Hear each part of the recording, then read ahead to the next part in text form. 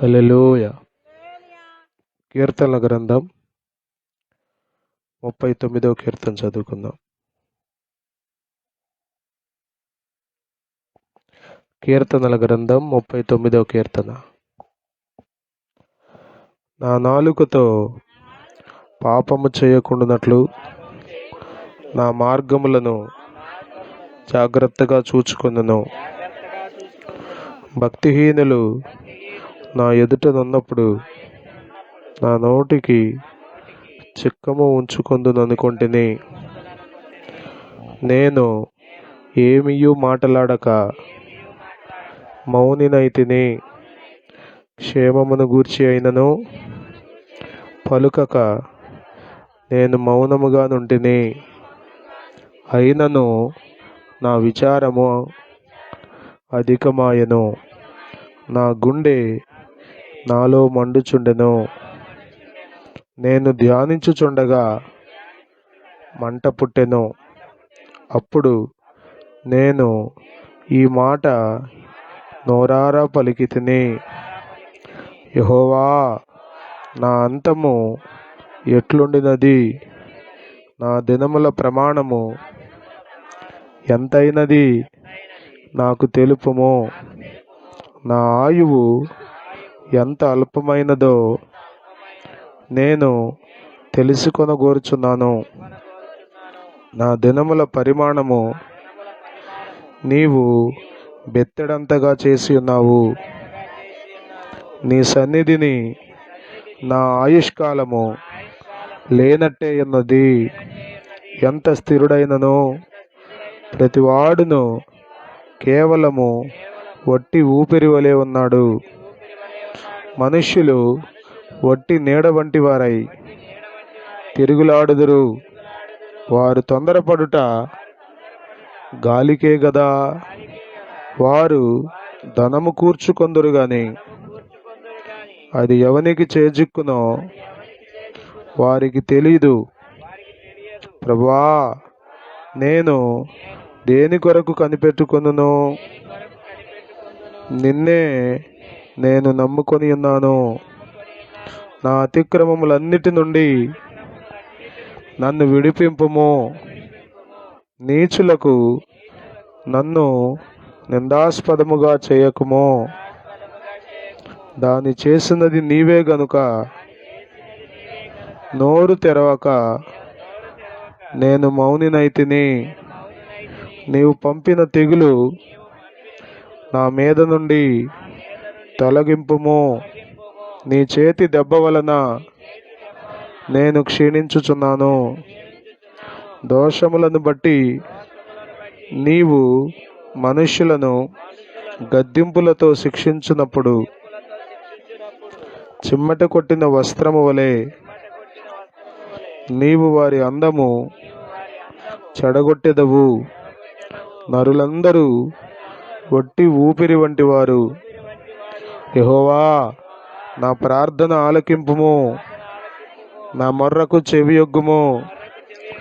నా కన్నీళ్లు చూచి మౌనముగా నుండకము.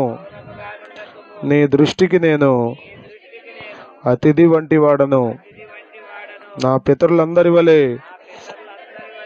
నేను పరవాసినై ఉన్నాను.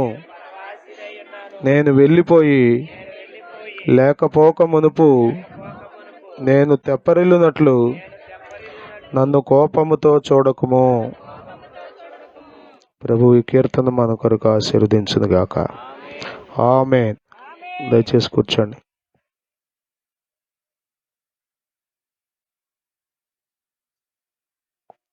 తెలుపుము ఎంత అల్పుడనో, తెలుపుము ఎంత అల్పుడనో, విరిగి నలిగియున్నాను నేను, విరిగి నలిగియున్నాను. పరవాసిని జగమున ప్రభువా, పరవాసిని జగమున ప్రభువా, నడచుచున్నాను నిదారిం నా గురి నీవే నా ప్రభువా, నా గురి ప్రభువా నీ దరినే చేరెదను నేను నీ దరినే చేరెదను నీ దరినే చేరెదను నేను నీ దరినే చేరెదను. హల్లెలూయా హల్లెలూయా. ప్రభువైన యేసుక్రీస్తు నామములో కూడి వచ్చిన మీ అందరికీ వందనాలు, అందరికీ వందనాలు. దేవునికి స్తోత్రాలు. హల్లెలూయా హల్లెలూయా. దేవుడు అందరినీ ఆశీర్వదించును గాక. గడిచిన నెలలన్నీ కాపాడిన ప్రభువే ఈ మాసమంతయు కూడా కాపాడి ఆదరించి బలపరచును గాక. ఆమేన్. హల్లెలూయా హల్లెలూయా.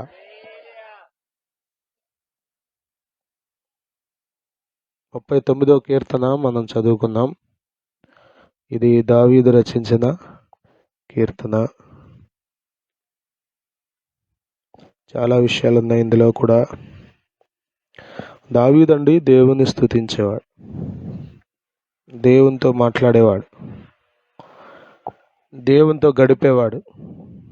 కొద్దిమంది అందరితో గడుపుతారు కానీ దేవునితో గడపరు కదా. అన్నిటికీ టైం ఉంటుంది కానీ దేవునికి టైం ఉండదు. వాళ్ళకి విచారకరం, శోచనీయం. మనం దేవునితో గడపాలి, దేవునిలో ఆనందించాలి. హల్లెలూయా హల్లెలూయా. ఒక తలంపును మీకు నేను జ్ఞాపకం చేస్తాను. మొదటి వచనం చూడండి. నా నాలుకతో పాపము చేయకుండానట్లు నా మార్గములను జాగ్రత్తగా చూచుకొందును. భక్తిహీనులు నా ఎదుట ఉన్నప్పుడు నా నోటికి చెక్కము ఉంచుకొందు ననుకొంటిని. చూడండి, భక్తి అంటే ఏంటో తెలుసా? మన మార్గాలను మనం జాగ్రత్తగా చూసుకోవటమే. మనకున్న ఒక దురలవాటు ఏంటంటే అందరినీ జాగ్రత్తగా కనిపెడతాం. మనం ఎవరు వస్తున్నారు, ఎవరు వెళ్తున్నారు, ఫోన్ చేసి మాట్లాడుతుంది, ఎవరితో మాట్లాడుతుందేమి, చాటింగ్ ఎవరితో చేస్తుంది, ఏంటి, ఎక్కడికి వెళ్ళింది, బస్సు ఎక్కింది, ఏ ఊరు వెళ్ళింది, అందరి మార్గాలు చూస్తారు కొద్దిమందికి, అదే పని. కానీ దావీదు అంటున్నాడు ఇక్కడ, నా మార్గములను నేను జాగ్రత్తగా చూసుకోవటమే భక్తి. ఎవరిని చూడాలి చెప్పండి? మీ మార్గాన్ని మీరు జాగ్రత్తగా చూసుకోవాలి. హల్లెలూయా హల్లెలూయా హల్లెలూయా. దేవుడు మన అందరినీ యథార్థవంతులుగా పుట్టించాడు. అయితే అపవాది భ్రమలను బట్టి మనం తంత్రాలు కల్పించుకుని దేవుని మార్గాల్లో నుండి వేరై దేవుని మార్గాలు చెరిపేసుకుని మనకు నచ్చిన మార్గాలు ఏర్పాటు చేసుకుందాం. ఆది కాండంలో మీరు చదివితే ఆ మాటను దేవుడు చూచి బాధపడుతున్నట్లుగా చదువుతాం. ఆది కాండం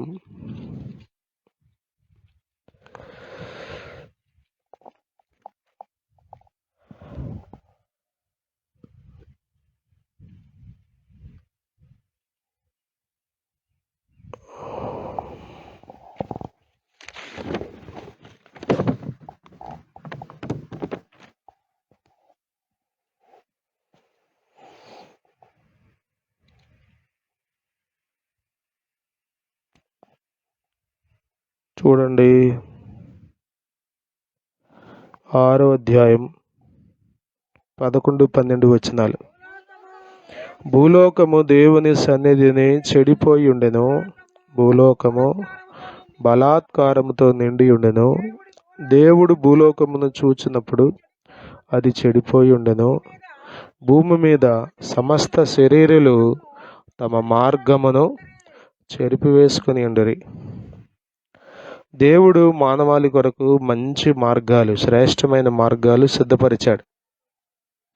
మంచి బాట వేశాడు దేవుడు ప్రతి మనిషికి. కానీ మనిషి అపవాదికి లోబడి దేవుని మాటను ధిక్కరించి మార్గాలు చెరిపేసుకున్నారు. తిరిగి మార్గంగా ప్రభువే వచ్చి మనకు మార్గాలు వేశాడు. మన మార్గమును జాగ్రత్తగా చూసుకోవాలి. యెషయా గ్రంథం 53వ అధ్యాయంలో మనం చదువుతాం కదా, మనలో ప్రతివాడు తనకిష్టమైన త్రోవకు తొలగిపోయాడని. మనకు నచ్చిందే, మనం చేసేదే కరెక్ట్ అనుకుంటూ బ్రతికేస్తున్నాం మనం. అది ప్రమాదకరం. ప్రియులారా, జ్ఞాపకం చేసుకోండి, మీరు ఏ విధంగా జీవిస్తున్నారో మిమ్మల్ని మీరు జాగ్రత్తగా కనిపెట్టుకోవాలి. ఒక మనిషి రోజుకి 12,000 నుండి 16,000 మాటలు మాట్లాడతాడంట. స్త్రీలైతే ఒక 3,000 ఎక్కువే మాట్లాడతారంట. ఇంకా లెక్కల ప్రకారం, సర్వేల ప్రకారం చెప్పిన మాటలు అవి. యావరేజ్న రోజుకి 12,000 నుండి 16,000 మాటలు మాట్లాడతాడు మనిషి. స్త్రీలైతే దేవుడు వారికి ఇచ్చిన కృప ఇంకొక 3,000 ఎక్కువే మాట్లాడతారంట. ఇంట్రావర్డ్స్ అంటారు సైకలాజికల్గా. ఇంట్రావర్డ్స్ అంటే ఫీలింగ్, సిగ్గుపడేవాళ్ళు, భయపడేవాళ్ళు, అందరి ముందు కనబడటానికి ఇష్టపడిన వాళ్ళు, మాట్లాడడానికి ఇష్టపడిన వాళ్ళు ఉంటారు సరే, వాళ్ళు బాగా తక్కువ మాట్లాడతారు, ఎన్ని మాటలు మాట్లాడరు. ఈ మాట్లాడేటప్పుడు ఏముంటుంది చెప్పండి? జాగ్రత్త ఉంటుంది అసలు.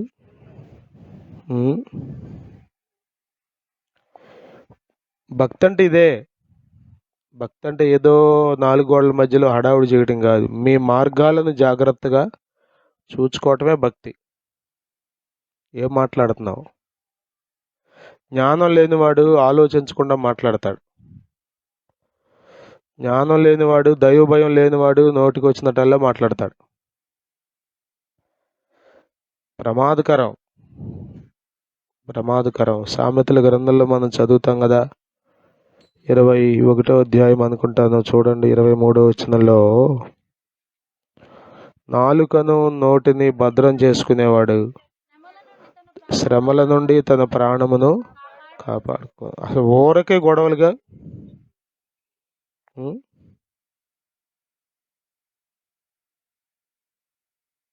వీపు చెప్తుందంట ఒకరోజు నాలుగుతో దండం పెట్టి, అమ్మాయి నీకు దండం పెడతానే, నువ్వు ఇష్టం వచ్చినట్టుగా తెరుస్తావు నువ్వు, కానీ నాకు విమానమాత మోగిపోతుంది, వాగేదేమో నువ్వు, దెబ్బలు తినేదేమో నేను అని ఈపు మర్రెట్టుకుంటుందంట నాలుగు దగ్గరికి వెళ్ళి. ఊరికే శ్రమలు ఎందుకు వస్తున్నాయి చెప్పండి? ఊరికే గొడవలు ఎందుకు వస్తున్నాయి? విశ్వాసుల మధ్యలో గొడవలే. మళ్ళా భక్తి పరులే మనం అందరం. ఎవరిని తక్కువ చేయటం లేదు, ఎవరిని తక్కువ చేస్తే ఎవరు ఊరుకోరు. కానీ ఎందుకు గొడవలు వస్తున్నాయి? ఎందుకు మనస్పర్ధలు వస్తున్నాయి చెప్పండి? 4 విషయంలో జాగ్రత్త లేదు. అందరి మార్గాలు నువ్వు చూస్తావు, కానీ నీ మార్గాన్ని నువ్వు చూసుకోవు.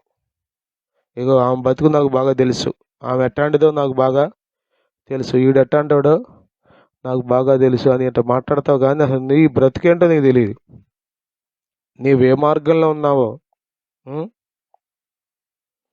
ఏ దారిలో వెళ్తున్నావో నీకు తెలుసా? ప్రియులరా, మనం బహు జాగ్రత్తగా ఉండాలి.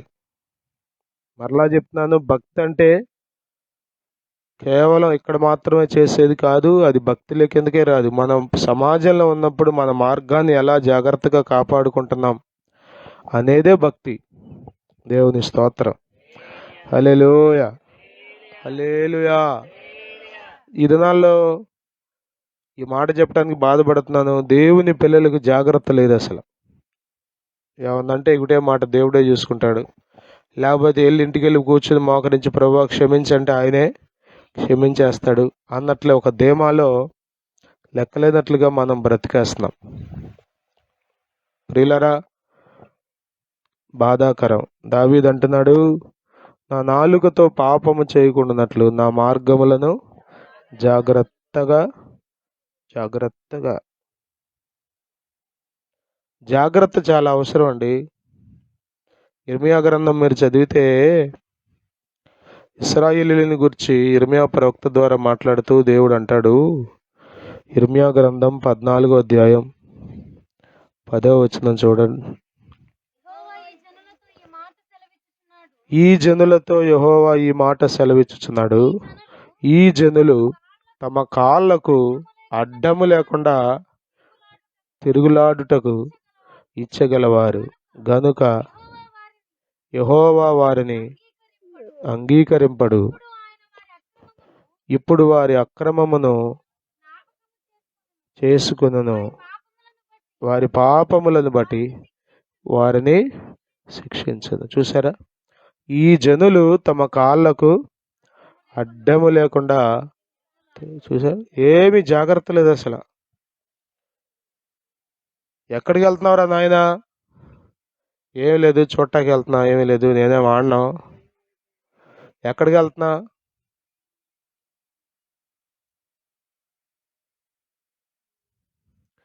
పాపం ఉంది చూసారా, పాపం మెల్లగా మనలో ప్రవేశించి మనల్ని సర్వనాశనం చేసేస్తుంది. తెలియదు అసలు మనలో ప్రవేశించినట్టు కూడా, పాపం చేసినట్టు కూడా మనకు తెలియదు. అంతగా మనలోకి వస్తుంది, మనకి తెలియకుండానే వచ్చి మొత్తం సర్వనాశనం చేసేస్తుంది. పోయిన వారంలో అనుకుంటే సండే స్కూల్లో పిల్లలకి చెప్పాను, చెదపూరికి ఎంత ఉంటుంది, ఎంత మొత్తం అంతటిని తినేస్తుంది, పాడు చేసేస్తుంది. పాపం కొద్దిమందికి అండి అసలు ఒప్పుకోరు పాపం గురించి వాక్యం చెప్తే, ఎప్పటికి ఇదేనా వాక్యం ఇంకోటి లేదా అని. సమస్య అది కదా, నరకానికి వెళ్ళేదే దాని మూలాన్ని కదా. మరి దేని గురించి చెప్పాలి, దేని గురించి జాగ్రత్త పడాలి?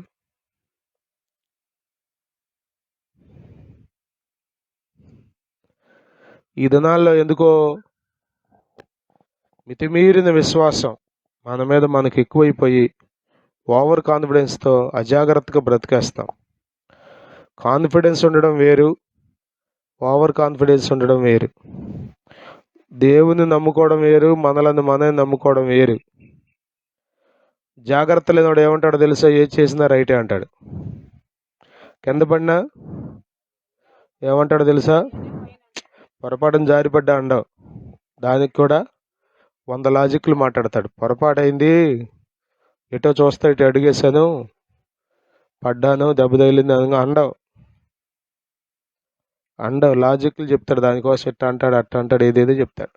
ప్రియులారా, జ్ఞాపకం చేసుకోండి, మనం ఎంతో జాగ్రత్తగా ఉండాలి. భూమి మీద మన భక్తి అంతటిని తేలిపోయేటట్టు చేస్తుంది ఒక చిన్న మాట. చేసిన భక్తి అంతా తేలిపోద్ది ఒక్క మాటలో. అర్థమవుతుందా? కానీ మాట మాట్లాడాడంట మోషే. అసలు మోషే ఎవరో తెలుసా? భూమి మీద మిక్కిలి సాత్వికుడు, దేవుని ఇల్లంతటిలో నమ్మకమైన వాడు, గొప్పవాడు, గొప్ప నాయకుడు. ఒక్క మాట అండి, ఒక్క మాట కాని మాట మాట్లాడటం వలన, ఒక్క మాటే చాలా సీరియస్గా తీసుకున్నాడు దేవుడు ఆ మాటని. అన్నాడు, ఇదిగో నీవు కనాను దేశాన్ని చూస్తావు కానీ ప్రవేశించవు అన్నాడు.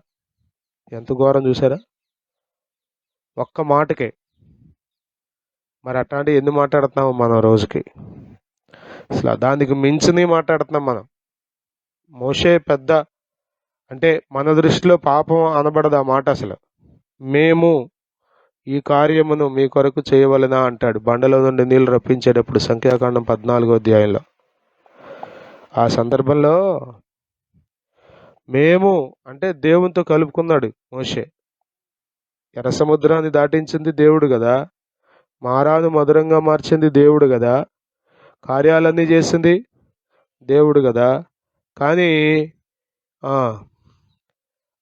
ఆ సందర్భంలో అంటే ఇప్పటి వరకు దేవుడితో పాటు ఈయన కూడా కలుపుకుని చేశాడు అన్నట్టుగా మేము అన్నాడు. కొద్దిమంది ద్రోహులారా అన్న పదాన్ని కూడా చెప్తారు. కానీ నేను అనుకుంటున్నాను ఈ మాట దేవునితో కలుపుకున్నాడు. కార్యాలు చేసిందంతా దేవుడే. చూస్తారా మాట? ఒకసారి చూడండి. ఒక్క మాట అండి, 40 సంవత్సరాలు నానా తెప్పలు పడి ఇశ్రాయేలుని లాక్కొచ్చాడు. మీలో నాలో ఎవ్వరూ లాక్కు రాలేము అసలు. అంత భయంకరమైన ప్రజలు వాళ్ళు. అయినా కానీ చాలా ఓపికగా లాక్కొచ్చాడు. లాక్కొచ్చే క్రమంలో వాళ్ళన్న మాటకి తట్టుకోలేక, నీళ్లు లేవని వాళ్ళు చేస్తున్నటువంటి అల్లరికి తట్టుకోలేక ఆ పదం వాడతాడు. చూడండి,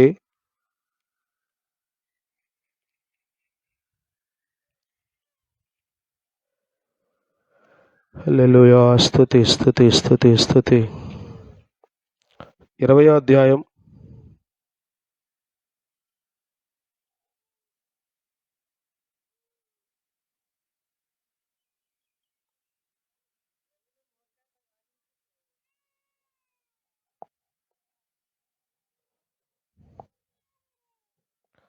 10వ వచనం చదువుతారా? తరువాత మోషే అహరోనులు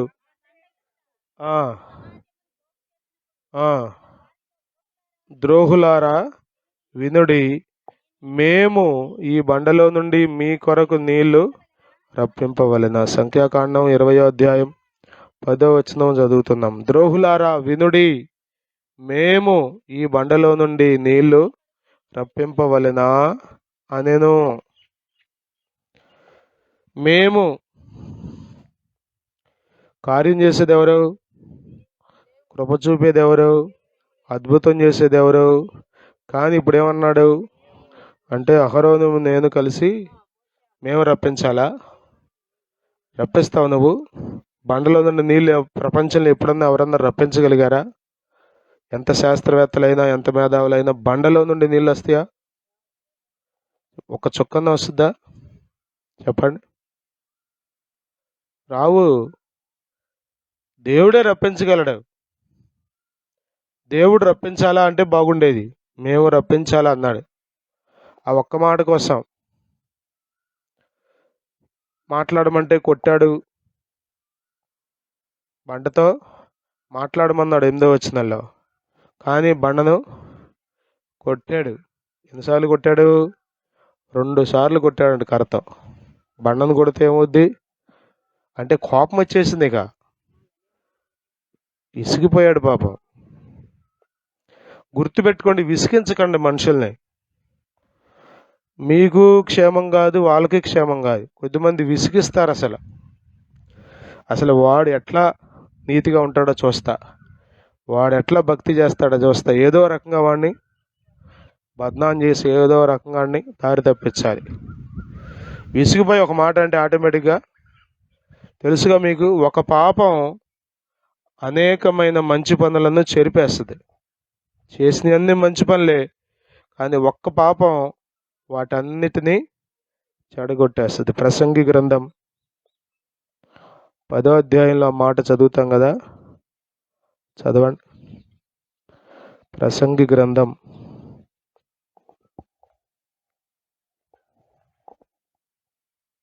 9వ అధ్యాయం చివరి వచనం చదవండి.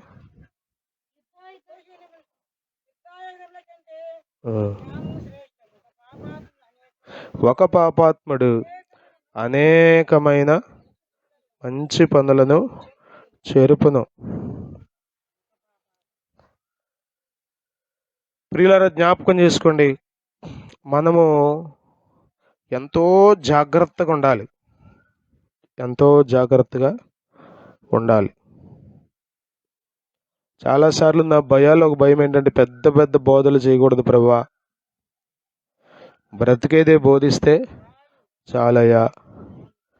బ్రతికంతానేమో చాలా భయంకరంగా ఉండి పెద్ద పెద్ద మర్మాలు బోధించి ఏం సుఖం? బోధ చేసిన నాకు మేలేం దొరకదు, నా బోధ విన్నవారికి కూడా పెద్ద ప్రయోజనం ఏమీ ఉండదు. మీ మార్గాలను మీరు బహు జాగ్రత్తగా చూసుకోవాలి ప్రియులారా, చూసుకోవాలి. కొద్దిమందికి అసలు ఎక్కడా జాగ్రత్త ఉండదు, మందిరంలో కూడా జాగ్రత్త ఉండదు. చదవండి 5వ అధ్యాయం 1వ వచనం ప్రసంగి గ్రంథంలో, నీవు దేవుని మందిరమునకు పోవునప్పుడు నీ ప్రవర్తన అంతటిని జాగ్రత్తగా చూసుకోవాలి కదా.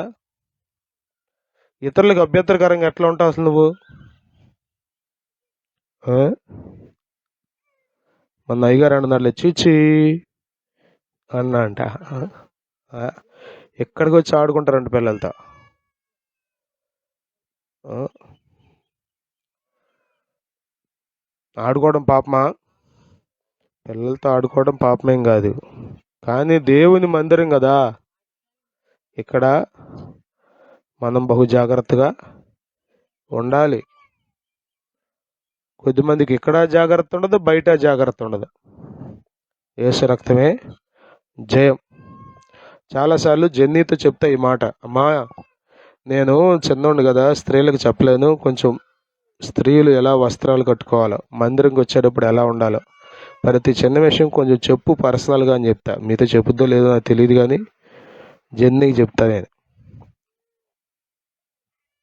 మీ వస్త్రధారణను బట్టి ఎవ్వరు ఆయాసపడకూడదు, వ్యసన పడకూడదు.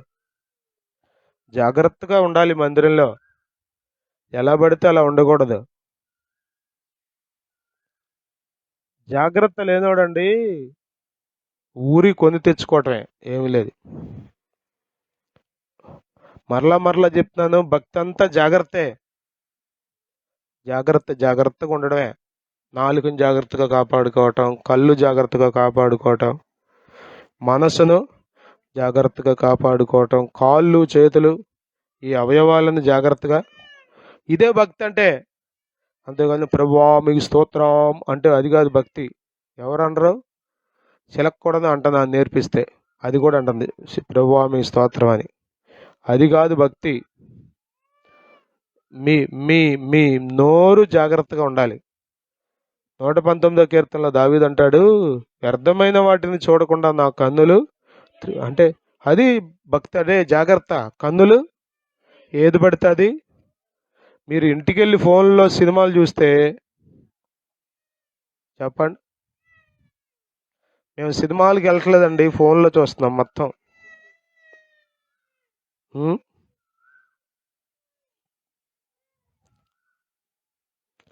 కళ్ళు దేవుడు అందుకనే ఇచ్చింది, కళ్ళు అందుకనే దేవుడు ఇచ్చింది. జాగ్రత్త లేదా?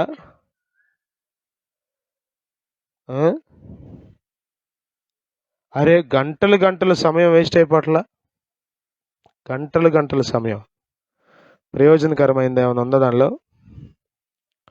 అడగడానికి ఉన్నారా దేవుడు లెక్క?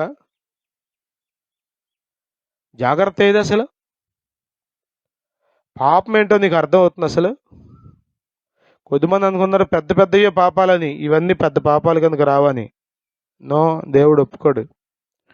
2.5 గంటలు నువ్వు సినిమా చూస్తూ కూర్చున్నావంటే ఆ 2.5 గంటలు టైం వేస్ట్ చేసావు కదా, దేవుడు నిన్న లెక్క అడగడా? ఆ 2.5 గంటల్లో 1 గంట బైబిల్ చదువుకోవచ్చుగా, ఒక అరగంట సువార్త చెప్పచ్చుగా, ఎవరో వాళ్ళకి ఫోన్ చేసి 1 గంట ప్రార్థన చేయొచ్చుగా ఆ చెప్పిన వ్యక్తి కోసం. ప్రయోజనకరంగా ఉండదా అది? ఏది జాగ్రత్త ఏది? మరలా చెప్తున్నాను, విచారించవలసిన విషయం, ఈ దినాల్లో క్రైస్తవులకు జాగ్రత్త లేదు. భక్తి పెరిగిపోయి మితిమీరినటువంటి విశ్వాసం ఎక్కువైపోయి, ఏం పర్లా నేను బాగానే ఉన్నా, ఇబ్బంది ఏమీ లేదు, ఇప్పుడు కనుక వచ్చేస్తే ప్రభు వెళ్ళిపోతా, ఎక్కడికి వెళ్తా అంత తేలిక వెళ్ళిపోవటం? బాప్తిసం పొందిన వాళ్ళందరూ వెళ్ళిపోతారు అనుకున్నారా? మందిరానికి వచ్చే వాళ్ళందరూ వెళ్ళిపోతారు అనుకున్నారా? ఒకవేళ అట్ట వెళ్ళిపోయే లెక్కైతే ఇంత జాగ్రత్త ఎందుకు, ఇంత పత్యం ఎందుకు?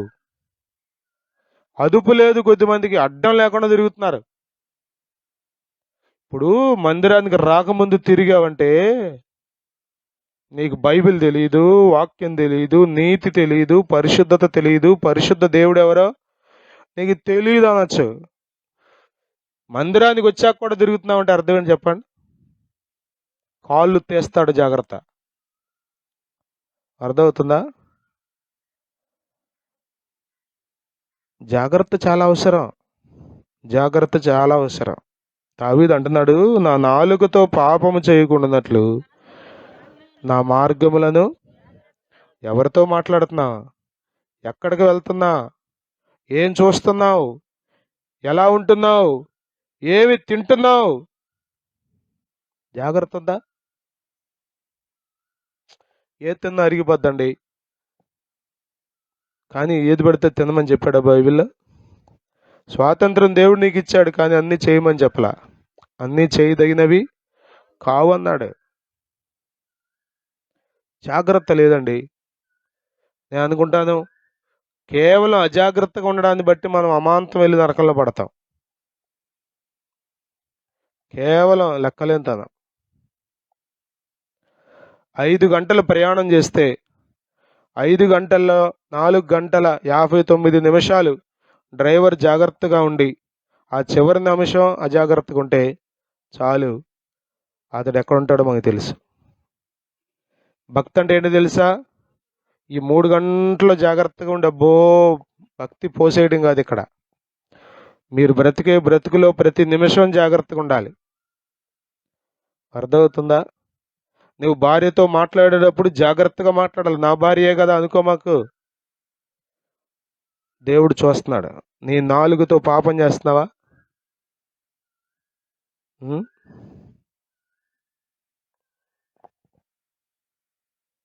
ఆయన పౌరుషం కలిగిన దేవుడు, రోషం కలిగిన దేవుడు. ఆయన దహించు, కన్జ్యూమింగ్ ఫైర్ అన్నాడు. జాగ్రత్త చాలా అవసరం అండి. జాగ్రత్త చాలా అవసరం. నిన్న ఒక పేరెంట్ హోమ్ దగ్గరికి వచ్చారు. నేను మీటింగ్ అయిన తర్వాత పగలు స్కూల్కి వెళ్ళి పగలు మీటింగ్ చూసుకుని అయ్యగారి దగ్గరికి వెళ్తే కొంతసేపు కూర్చుంటే ఒక పేరెంట్ వచ్చారు.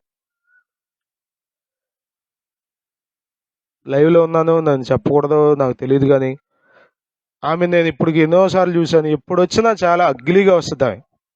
అసలు ఏమి ఒక తీరు పాడు ఏముండదు. నా వల్ల కాక ఉండబట్టలేక చెప్పలేక స్త్రీలతో ఏం చెప్తాం? మగపిల్లని అయితే గుండి పెట్టుకోరా, సరిగ్గా ఉండు, ఆ అవతారం ఏంటని చెప్తాం ఏదో ఒకటి. పక్కన సుస్మిత ఉంది, ప్రిన్సిపాల్ గారు. నానా నువ్వు గమనించావు లేదో, ఈ పేరెంట్స్ చూడరా, ఎప్పుడు వచ్చినా నేను చూస్తున్నాను క్యాంపస్కి, చాలా అగ్లీగా వస్తుంది. మీరు ఆమెకు చెప్పకపోతే ఆమెను చూసి పిల్లలు కూడా పాడైపోయే ప్రమాదం ఉంది.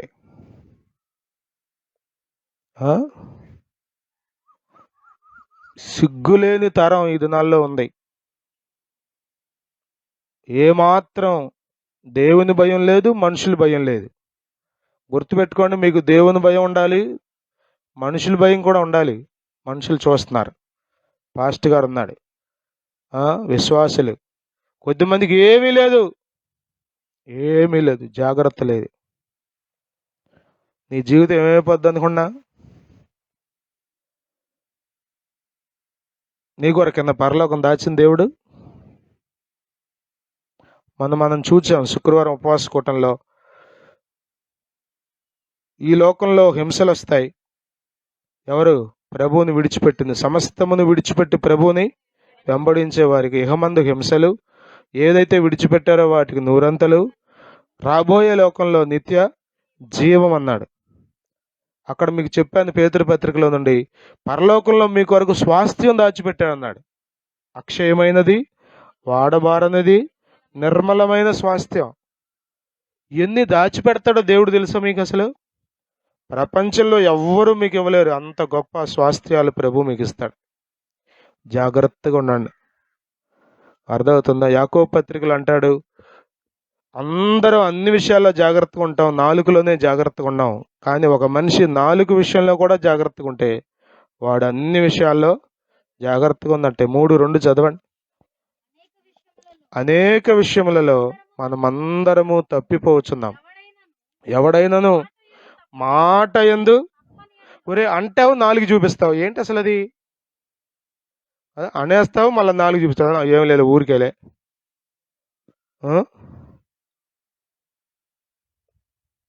ఎవడైనాను మాట యందు తప్పని ఎడల అట్టివాడు లోపము లేనివాడై తన సర్వ శరీరమును స్వాధీనమందించుకొన శక్తి గలవాడు అగుతాడు. ప్రియులరా, జాగ్రత్తగా ఉంటున్నారా ఏమన్నా? ఒకవేళ ఎప్పటి వరకు అజాగ్రత్తగా ఉంటే దేవుని దగ్గర ఒప్పుకొని ప్రభువా క్షమించు అనండి. ప్రభు కనికర సంపన్నుడు, సహాయం చేస్తాడు, కృప చూపుతాడు ఆయన. ఆమేన్. హల్లెలూయా, హల్లెలూయా. దావీదు అంతటి మహారాజు అంటున్నాడు, నేను జాగ్రత్తగా నా మార్గాలు చూసుకున్నా. సాయంత్రం పూట ఒకసారి చూడండి, ఉదయం లేచిన దగ్గర నుండి ఏం చేశారో. ఊరికే అసలు మీకు తెలిసిపోద్దుగా ఏం చేస్తున్నారో, ఎంత సమయం ఉపయోగపడే పనులు చేస్తున్నారు, ఎంత సమయం వ్యర్థపుచ్చుతున్నారు. నిజం చెప్తున్నాను, మన టైం అంతా తినేస్తున్నాయి ఫోన్లు. ఈ పెద్ద ఫోన్లు వచ్చిన తర్వాత చెప్పండి, ఆ ఎర్ర బటన్ ఉన్నటువంటి ఫోన్లు ఏ గొడవ లేవు. ఒకే ఒక్క ఫోన్ చేసుకోవటం, మాట్లాడుకోవడం, అక్కడ పడేయటం. అప్పుడేదో అదేంటిది పాము ఆట ఉండేది నోకియా ఫోన్లో. పాము ఆట ఇటు గిరిగిరి తిరుగుతా పాము, ఏదో ఒకటి రెండు అంతే, అంతకుమించి అసలు వ్యర్థత అంటూ ఏమీ లేదు. ఇప్పుడు మీరు ఓపెన్ చేస్తే చెప్పండి ఎన్ని వస్తున్నాయి. మీరు సినిమా చూడాలని తీరు, వాక్యం తీయాలి, వాక్యం చూడాలనే ఫోన్ తెస్తారు.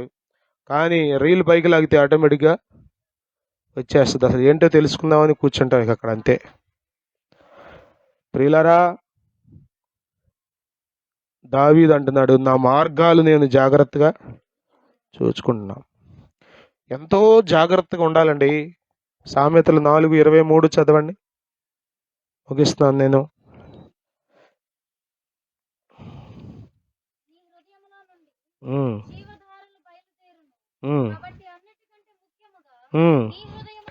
నీ హృదయమును భద్రముగా కాపాడుకొనుము.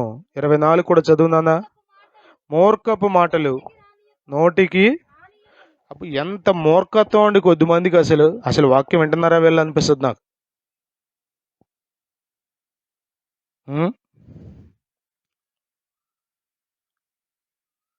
నీ భార్యలే, నీ భార్య కాదని ఎవరంటారు, కానీ అంత మూర్ఖంగా మాట్లాడేయచ్చా?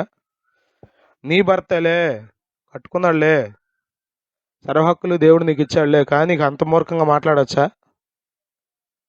మూర్ఖపు మాటలు నీ నోటికి రానియకు,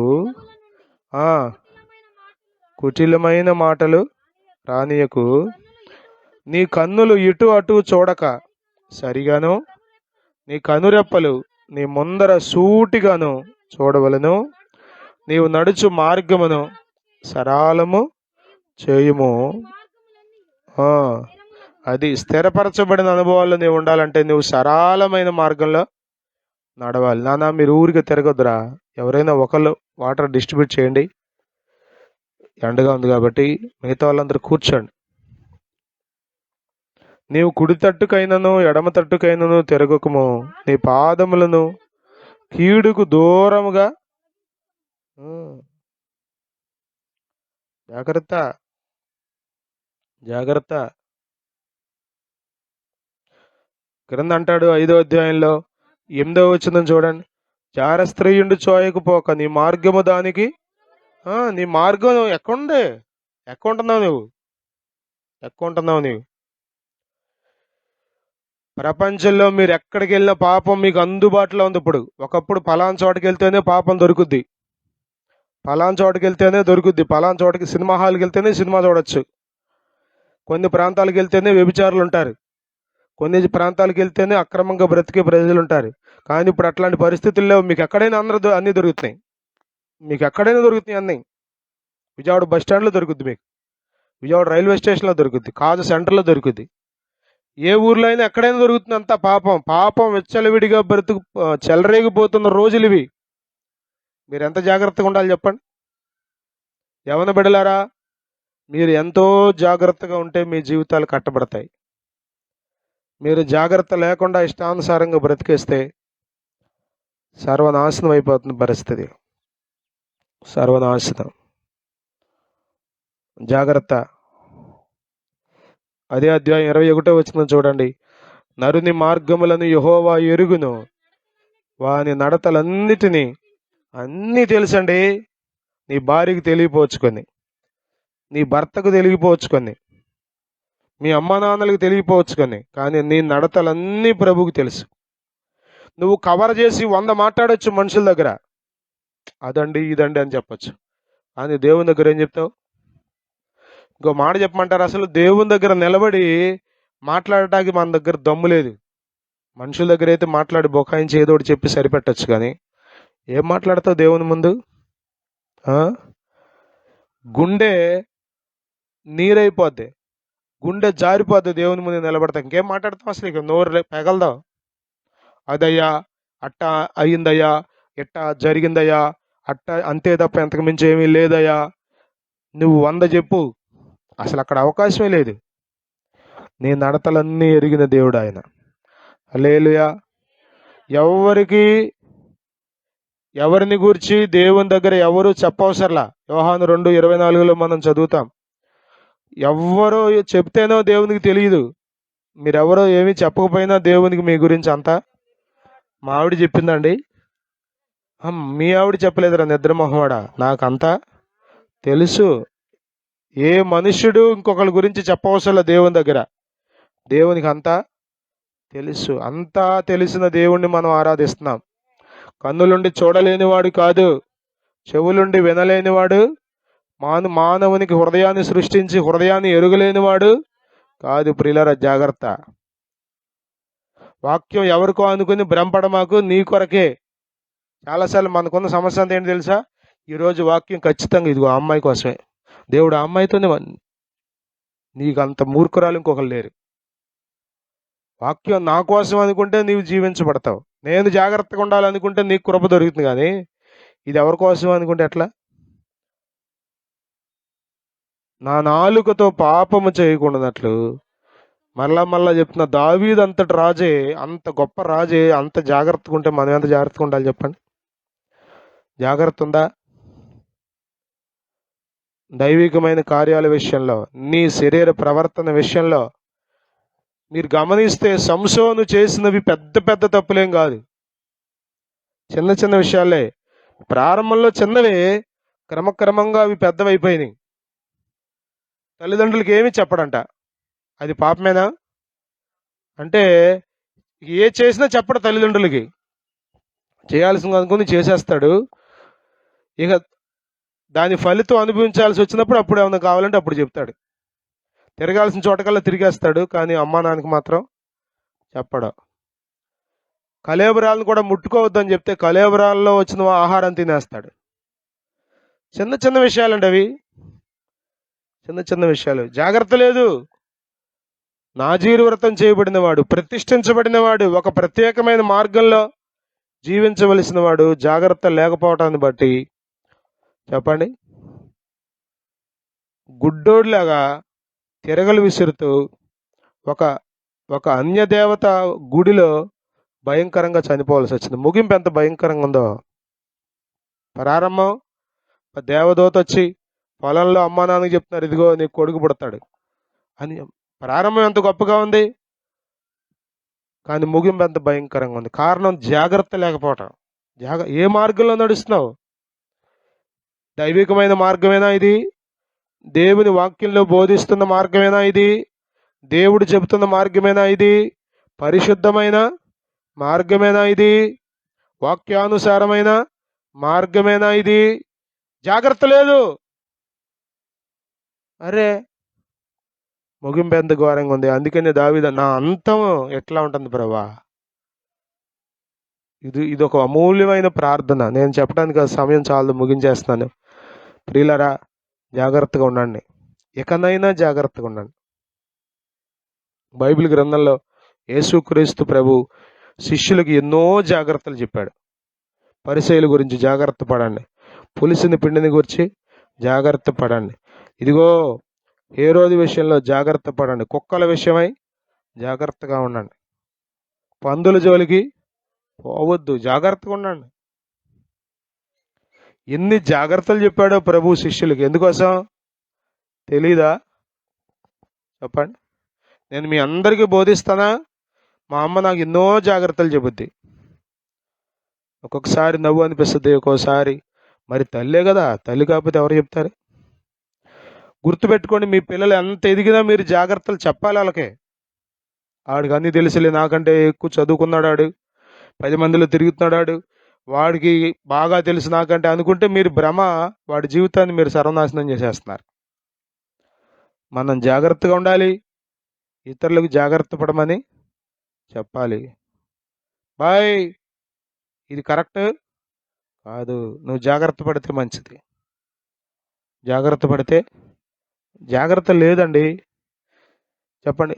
10 మంది కన్యకలే, వాళ్ళు 10 మంది పరిశుద్ధులే, కానీ జాగ్రత్త లేకపోవడాన్ని బట్టి, శ్రద్ధ లేకపోవడాన్ని బట్టి, అసలు ఏమాత్రం గమనించుకోలేని పరిస్థితిని బట్టి 5గురు విడవబడ్డారు. అక్రమము చేయవారులారు అన్నాడు. ఏం అక్రమం చేశారు వాళ్ళు? అడ్డదారులు అని తిరిగారా?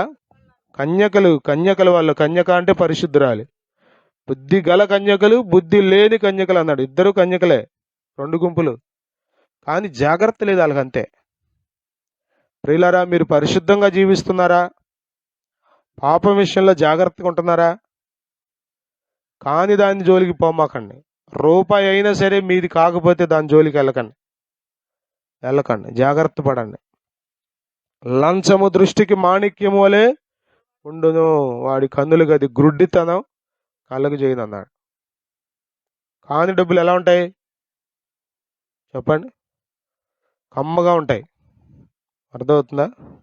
కోసుకొచ్చిన దోసకాయ ఎట్లా ఉంటుంది? కమ్మగా ఉంటుంది, కొనుక్కున్న దానికంటే కూడా. ఏం లేదమ్మా, పొలం పడి వస్తా కనబడింది, రా కోసుకు తినందంటది. ఇక ఉండలేకపోయాడంట, దాటి వెళ్ళి కోసుకుని, చెప్పండి, కొంచెం ఉప్పు చేపలు వేసుకుని తింటే ఇంకది. ఏంటి గారు, దోసకాయ గురించి కూడా దేవుడు అడుగుతాడా అంటే, మరి అదే భక్తి. అందుకే ఇది ఇరుకు మార్గం. అర్థమవుతుందా? అందుకే ఇది సరదాగా వెళ్ళిపోయే లెక్క అయితే లోకంలో ఎన్నో భక్తి మార్గాలు ఉన్నాయి. అక్కడేం జాగ్రత్తలు లేవు, అక్కడే తాగొచ్చు, అక్కడే భజన చేయొచ్చు, అక్కడే భక్తి చేయొచ్చు, అక్కడే సిగరెట్ తాగొచ్చు, అక్కడే బూతులు తిట్టచ్చు, అక్కడే దేవుణ్ణి స్తుతించవచ్చు. అది లోకంలో, కానీ ఇది దేవుని మార్గం. మనం ఆరాధించే దేవుడు పరిశుద్ధుడు. హల్లెలూయా. ఎంతో జాగ్రత్తగా ఉండాలి. పాపం విషయంలో జాగ్రత్తగా ఉండండి. మీ భక్తిని మీరు కాపాడుకోండి. రక్షణ విషయంలో ఎంతో జాగ్రత్త ఉండాలండి. రక్షణ పొందిన వాళ్ళు బాప్తిసం పొందేసం తిరగలేదు అనుకోమాకండి. ఫిలిప్పీ పత్రిక 2వ అధ్యాయంలో 12వ వచనంలో అంటాడు, ఇదిగో నేను ఎదుట ఉన్నప్పుడు మాత్రమే కాక నేను లేనప్పుడు కూడా మీ సొంత రక్షణను భయముతో వణుకుతో కొనసాగించమంటాడు. చదువుతారన్నమాట. ఫిలిప్పీ పత్రిక 2వ అధ్యాయం 12వ వచనం, మీరు ఎల్లప్పుడూ విధేయులై ఉన్న ప్రకారం నా ఎదుట ఉన్నప్పుడు కదా. కొద్దిమంది ఇది ఫాస్ట్ గారి ముందు ఎంత అసలు మేము కూడా అనుకుంటాం, మాకేం తెలుసు, అంత భ్రమ, మాకేం తెలుసు, చూసిందే నమ్ముతాంగా. ఆ బిడ్డ అండి చాలా యోగ్యుడండి, యోగ్యుడండి. పెళ్లి కాకముందే ప్రెగ్నెన్సీ అయిపోతే నువ్వు యోగ్యురాలు పెట్టవుతావు. 4 అబార్షన్లు అయిన తర్వాత పెళ్ళి అయ్యావంటే నువ్వు అసలు ఎట్లా యోగ్యురాలు అవుతావు? కనీసం అర్థమవుతుంది నీకు అసలు? ప్రియులారా, జ్ఞాపకం చేసుకోండి, నిన్ను చూస్తున్నారు ప్రజలు. నా ఎదుట ఉన్నప్పుడు మాత్రమే, పాస్ట్ గారి దగ్గర, విశ్వాసుల దగ్గర ఉన్నప్పుడు కాదు, మరి ఎక్కువగా నేను మీతో లేని ఈ కాలమందును భయముతోనో వణకుతోనో మీ సొంత రక్షణను. ఏది విశ్వాసులకి భయం? ఏది భయం? ఉంటే 11ంటికి వస్తారా మీరు ఆరాధనకి? భయం ఉంటే ఆదివారం ఒక్కరోజే వస్తారా మీరు? కొద్దిమంది ఆదివారం కూడా మానేస్తున్నారు. కాపాడేది దేవుడు, కనికరించేది దేవుడు, జీవం ఇచ్చేది దేవుడు, ఊపిరి పోసింది దేవుడు, ఆహారం ఇచ్చేది దేవుడు. ఈ భయంకరమైన వాతావరణంలో నిన్ను కంటికి కనుపాప వలె కాపాడేది దేవుడు. కానీ భయం లేదు నీకు, జాగ్రత్త లేదు అసలు. జాగ్రత్త లేదు. ప్రియులరా, భయము వణుకు చాలా అవసరం. మీరు దేవుల్ని ఆనందిస్తూ ఉండండి, పరవశిస్తూ ఉండండి, అదే సమయంలో గడగడ వణకండి. ఇక్కడ ప్రభు ఉన్నాడు. ఎక్కడున్నాడు? మందిరంలోనేనా? ఎక్కడైనా ఉన్నాడు ఆయన. ఆయన కన్ను ప్రతి స్థలంలో ఉంది. ఆయన అందరినీ చూస్తున్నాడు. భయంతో ఉండండి, జాగ్రత్త కలిగి ఉండండి. మీ మాటలు దేవుడు వింటున్నాడు. చాలా సార్లు అండి మనం చేసి ఇది ఒక వ్యర్థమైన అలవాటు ప్రార్థన ఏంటో తెలుసా? గంట పిచ్చ సోది మాటలన్నీ మాట్లాడేసి చివరిలో ప్రార్థన చేసుకుంటాం, ప్రభా నా మాటలు ఏదైనా నిజంగా భయభక్తులు కలిగి మాట్లాడుకుని, ఒకవేళ ఎక్కడైనా మనకు తెలియకుండానే ఎక్కడైనా కాని మాట వచ్చిందేమోనని భయంతో ప్రార్థన చేసుకోవటం వేరు, లెక్కలేనట్టుగా మాట్లాడేసి అలవాటుగా ప్రార్థన చేయటం వేరు. ప్రభా మా మాటల్లో దోషం ఏమైనా ఉంటే క్షమించయ్యా అంటాం. విస్తారమైన మాటల్లో దోషం ఉండక మానదు. ఉంటుంది. ఎందుకు అంత విస్తారమైన మాటలు? ప్రార్థన చేయమంటేనేమో రాదు, కానీ మనుషులతోనేమో గంటలు గంటలు మాట్లాడతావు. ఒక్కసారి రికార్డు చేసుకో, మాట్లాడేది అంతా ఒకసారి ఇన్ని సాయంత్రం పడుకునేటప్పుడు ఆ రోజంతా ఏం మాట్లాడావో తెలిసిపోద్ది నీకు. ఎన్ని అవసరమైన మాటలు మాట్లాడావో, ఎన్ని అనవసరమైన మాటలు మాట్లాడావో, ఎన్ని కాని మాటలు మాట్లాడావో. జాగ్రత్త లేదు కదా. ఒక్క మాట అండి, ఒక్క మాట మాట్లాడినందుకు మోషేని తీసి పక్కన పెట్టేశాడండి. చెప్పండి, ఇక్కడ ఉన్న వాళ్ళు ఎవరు వెళ్తాం పరలోకం? అసలు మోషేని లెక్క చేసినట్టుగా మనం కూడా లెక్కేస్తే ఎంతమంది వెళ్తాం? ఒక్క కాని మాట కూడా మాట్లాడకుండా బ్రతుకుతున్నాం మనం? చెప్పండి. 108వ కీర్తనలు అంటాడు, కాని మాట మాట్లాడాడు ఈ మోషే అంటాడు. ఒక్క మాటే, ఒక్క మాట. అందుకే దేవుడు అతన్ని పాలు పంపులు ఇవ్వలా. ఆ పాలు తేనెలు ప్రవహించే దేశంలో ఉండడానికి అవకాశం 40 సంవత్సరాలు ప్రయాణం చేసిన దానికోసం రాత్రి అయ్యగారు చెప్పారుగా 2వ రాజుల గ్రంథంలో, నువ్వు చూస్తా కానీ తినవరా నాయన. అసలు యెహోవా కిటికీలు తెరిచినా కానీ ఇది జరగదంటాడు 7వ అధ్యాయం 2వ రాజుల గ్రంథంలో. అప్పుడు ఎలీషా ఏమంటాడు? నువ్వు కన్నులారా చూస్తావు కానీ అది తినవు. ఏం జరుగుద్ది? అందరూ పడి తొక్కి చంపేస్తారు.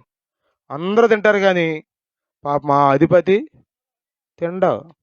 ఇప్పుడు మోషే కూడా చెప్పండి, కన్నులారా చూస్తావు కానీ నువ్వు దాన్ని పెంచావు.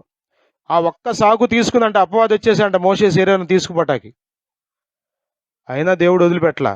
మికాయేలుని పంపించి గట్టిగా పోట్లాడించి వాదించి తిరిగి మోషేని దేవుడు స్వతంత్రించుకున్నాడు. ప్రియులరా, దేవుడు మనల్ని ప్రేమిస్తున్నాడు. ఆయన వలె మనం పరిశుద్ధంగా జీవించాలని, సమస్త ప్రవర్తనలో మనం యోగ్యులమై ఉండాలని, జాగ్రత్త కలిగి ఉండాలని దేవుడు కోరుకుంటున్నాడు. జాగ్రత్తగా ఉండండి. నా నాలుకతో నేను పాపము చేయకుండానట్లు నా మార్గములను, మీ మార్గాలు మీరు జాగ్రత్తగా చూసుకోండి. అందరి మార్గాలు వద్దు, వాళ్ళిట్లా వీళ్ళిట్లా అనొద్దు. అర్థమవుతుందా? వాళ్ళిట్లా వీళ్ళిట్లా అంటే ఎట్ట కుదురుద్ది? వాళ్ళ గురించి నీకెందుకు? వాళ్ళ గురించి వాళ్ళు లెక్క చెప్పుకుంటారు. నిజంగా నీకు ప్రేమ ఉంటే వాళ్ళ దగ్గరికి వెళ్ళి డైరెక్ట్గా చెప్పు. కానీ మనం అందరికీ చెప్తాం కానీ వాళ్ళకి చెప్పాం. ఇదొక విచిత్రం. 106:33 అమ్మ ఎత్తుకుతున్నారుగా మీరు.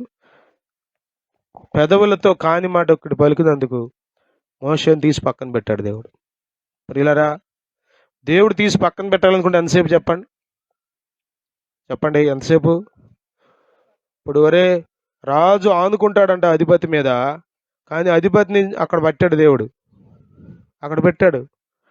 అందరూ తింటాకు పరిగెత్తుతున్నారు, తొక్కకుండా పరిగెత్తారు, తొక్కాడు, చచ్చిపోయాడు. ప్రాణం పోవడం ఎంతసేపు? జాగ్రత్త పడదాం. ప్రభు మనకు సహాయం చేయండి గాక. జాగ్రత్తగా ఉండడానికి నాకు సహాయం చేయ ప్రభా, జాగ్రత్త నాకు నేర్పయ్యా అని దేవుని పాదాలు పట్టుకుని అడగండి. మాట్లాడే విషయంలో, చూసే విషయంలో, అడుగులు వేసే విషయంలో, ఆలోచనలు తీసుకుని ఆలోచించే విషయంలో.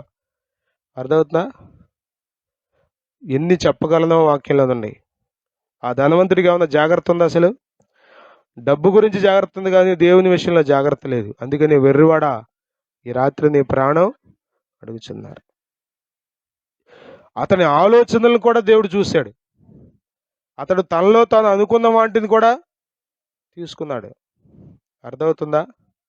మీకా 2:1 మనం చదువుతాం, మంచం మీద పరుండి మోసపు క్రియలు యోచించు వారికి శ్రమ. మీరు ఏదో ఆలోచిస్తున్నారు, ఏం పర్లేదు అనుకున్నారేమో. నీ భార్యకి తెలియదు, నీ పక్కన పడుకున్న భర్తకు తెలియదు, నీ కౌగిట్లో ఉన్న బిడ్డలకు ఎవరికి తెలియదు నీ ఆలోచనలు ఏముండయో. కానీ నీ ఆలోచనలు ఎరిగిన దేవుడు ఆయన, నీ తలంపులు ఎరిగిన దేవుడు ఆయన. హల్లెలూయా. జాగ్రత్త పడు, తలంపుల విషయంలో కూడా జాగ్రత్త పడు. ప్రభువా, ఇదిగో ఈ చెడ్డ ఆలోచనలు వస్తున్నాయి కదా, హృదయంలో నుండి వచ్చే వాటిలో మొట్టమొదటిది మార్కు 7:21 దురాలోచనలు. జాగ్రత్త పడు. చెడ్డవన్నీ లోపల నుండి వచ్చి మనిషిని అపవిత్రపరుస్తాయి. జాగ్రత్త పడదాం. నిత్యరాజ్యాన్ని సంపాదించుకుందాం. ప్రభు త్వరగా రాబోతున్నాడు. దేవుడి మాటలు మన కొరకు దీవించును గాక. ఆమేన్. హల్లెలూయా, హల్లెలూయా.